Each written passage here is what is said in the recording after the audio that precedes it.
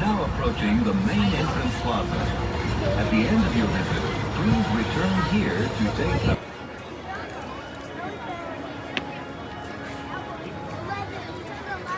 Hi, I'm Pass Holder Dave. This is the start of what I hope to become a great channel for everyone. And today we're going to be rope dropping Disneyland.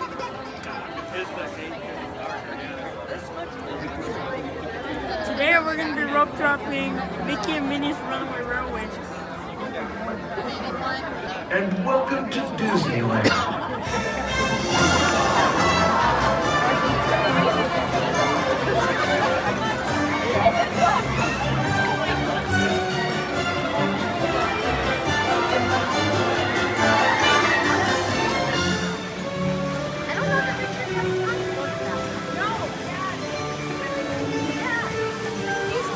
So we're in line for Runaway Railway.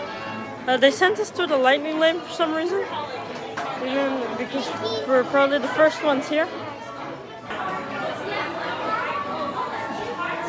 Even the lightning lane too, you do miss one row in the standby. But this queue is still pretty decent. We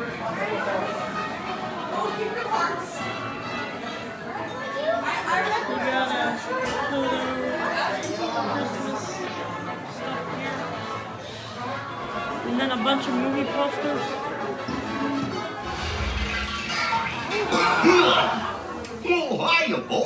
Mickey and Minnie's Runaway Railway is the newest ride at Disneyland, opening on January 27, 2023. It is a trackless dark ride located in Mickey's Toontown. The fact that it's a trackless dark ride means that it doesn't run on any traditional tracks. Instead, each vehicle has its own battery and its own wheels, and it's using a computer-controlled system in order to navigate throughout the ride building. On the floor, there are RFID readers. Think the same readers you use when you use a contactless credit card, or a tap card, or a magic band. And that's how the vehicles and the whole computer system know where each vehicle is in the building. This technology enables certain effects for the ride vehicles, like when Mickey hits his track switch here, the train is able to detach from each other, and now it's no longer a train. Each vehicle takes its own separate path through the show scenes, and it's like a runaway train. And notice how there's no track on the floor, and the vehicles are all moving separate from each other all at the same time. This is an example of projection mapping.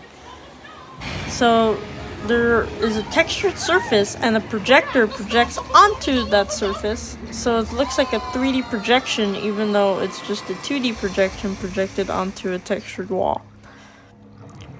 And it feels like you're in a cartoon. It's very vibrant. There's lots of details. There's even hidden stuff, like there's a hidden crab in every scene of the ride. And it's just very vibrant, very, like, lots of stuff to look at, colorful and everything. The projection mapping is also used to change scenes, like in this scene here in the factory where the train is about to get smashed. Mickey flips the switch, and it switches it to the park. So now instead of in a factory, the projections change to look like you're in the park where Mickey and Minnie are having their perfect picnic, which is the storyline of the ride. And then it backs out and it becomes a train again after having split apart, and now the train comes back together before you leave the ride. This is all made possible by the trackless ride technology employed in Runaway Railway. You can see the Mickey and Minnie animatronics also, which there's a projector inside their head, and that's what projects their face onto their dome head screen thing. There's also double layered screens to project characters like Chubby, which was a character created specifically for this ride.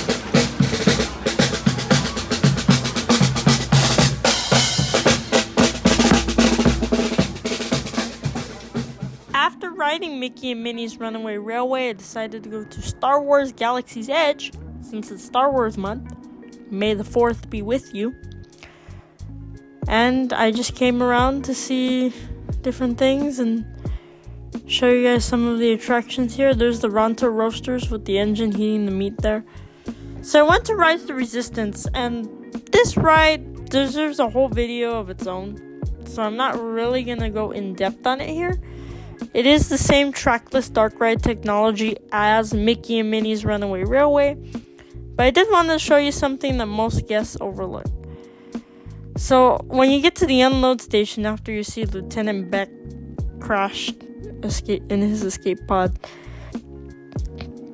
your vehicle backs out into the unload station, and you can see the chargers, how trackless vehicles charge the internal battery inside the vehicle. So you have to wait until there's no vehicle on one of the unload platforms. You have to wait for them to leave the platform, just like they did right there. And then if you take a peek over the gate, you can see the charger and how these they charge when you're loading and unloading. So there's the charger, and that's how that works. Then I went to the Millennium Falcon to test out the single rider line. Single rider lines typically are long and they move slow, but this one, you get on almost right away. It's not like Radiator Racers in California Adventure or Mario Kart Bowser's Challenge at Universal, where you're spending about an hour or 45 minutes in single rider. This you get on basically instantaneously. You just go up these stairs, there's almost no one there. Pro tip, choose the left side, because the left side is closer to the exit, so you'll walk less when you're leaving the ride. Also, less people see the left, so if there is a wait, you won't be waiting as long. There's even the chest room from the Millennium Falcon where you're waiting in the queue once you're assigned your group. The ride itself isn't that great, because unless you're the pilot, you're going to be pressing the buttons the whole time, and you're flying through a bleak manufacturing planet anyway. But it's still a fun attraction and a fun queue. Even though Millennium Falcon isn't that great of a ride, it's pretty reliable. If you do single rider, you can get on in 4 or 5 minutes. It's not the greatest thing, but it's good if all the other lines are long. That's it for this video. Remember to leave the video a like, leave a comment. I'm a new channel and I really appreciate your feedback. And if you really loved it, make sure to subscribe for more content. I'm going to be doing a video from Universal Studios Hollywood soon, as well as a video on how to maximize your time in the mornings at Disneyland. Be kind to one another and see you in the next one.